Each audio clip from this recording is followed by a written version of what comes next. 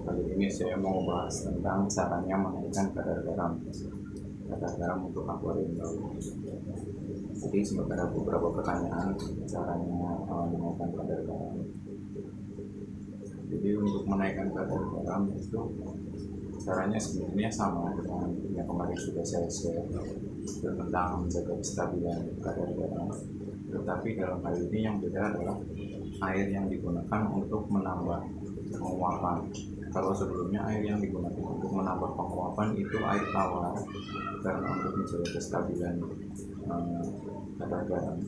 Kali ini yang digunakan itu air laut. Jadi untuk menambahkan kadar garam itu Ya, jadi misal ya hari pertama kita cek ternyata kadar garamnya 1,021. Kemudian kita mau menaikkan kadar garam, maka di hari berikutnya ini ketika terjadi penguapan bisa dilihat ya. Airnya sudah turun ke bawah, artinya sudah terjadi penguapan, maka kita menambahkan dengan air laut. Satu gayung sampai ke tanda batas yang ada selotip hitam itu ya. Sampai tanda batas penguapan itu. Kita tunggu beberapa saat sampai air laut yang kita tambahkan bercampur dengan air laut yang ada di tank utama ya. Kita ukur lagi menggunakan hidrometer. Kalau ternyata masih kurang, maka kita tunggu hari berikutnya lagi ketika terjadi penguapan lagi, baru ditambahkan dengan air laut lagi. Dan kita ukur sekali lagi seperti itu terus sampai beberapa hari ya, sampai diperoleh kadar garam yang diinginkan. Jadi bisa dilihat ya, kadar garamnya sudah sesuai dengan yang kita inginkan, maka artinya penambahan kadar garamnya sudah berhasil. untuk alat ini bisa dibeli di mana? Bisa dibeli online. Ini nggak harus seperti ini. Kalau bisa sih rekatometer itu juga ada sebenarnya rekator. Tapi ini untuk versi murahnya karena dari awal video saya buat adalah untuk low budget. Untuk low budget cukup murah. Bisa lah beli kalau sekitar mungkin sawah dalam waktu 1 bulan yang 50.000 bisa beli. Jadi paling nggak kita nggak buta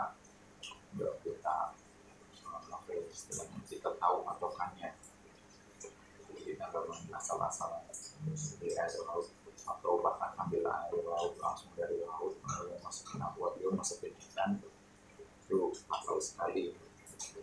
Kita punya acuan, karena kadang air laut pun yang kita ambil itu nggak mesti kadar garamnya normal. Kadang semisal curah hujan lebih tinggi, air dari sungai debitnya terlalu deras, akhirnya air di sekitar pantai yang biasa kita ambil jadi kadar garamnya rendah, seperti itu. Atau musim kemarau itu air kecil ya, kadar garam di pantai sekitar jadi naik.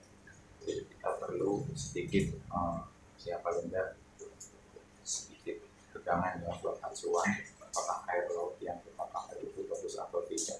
Dan ini juga sangat penting ketika kita mau kuras atau ganti air yang mau kita gunakan untuk kuras itu, apabila kita ukur dulu. Selama air itu belum masuk ke akuarium, maka kita bisa menambahkan air tawar ataupun menambahkan kadar garam itu secara drastis nggak masalah, karena air yang mau kita pakai itu belum terkontaminasi ke koral. Jadi kita bisa tambahkan air, kita bisa tambahkan garam sesuai sampai kadar garam yang sesuai. Itu secara drastis nggak masalah, asal air itu masih di ember atau di restoran. Lebih seperti itu. Kalau ada pertanyaan saya ditanyakan, jangan lupa komen, subscribe dan share ya. Untuk update saya selanjutnya. Terima kasih sudah menyimak, bermanfaat.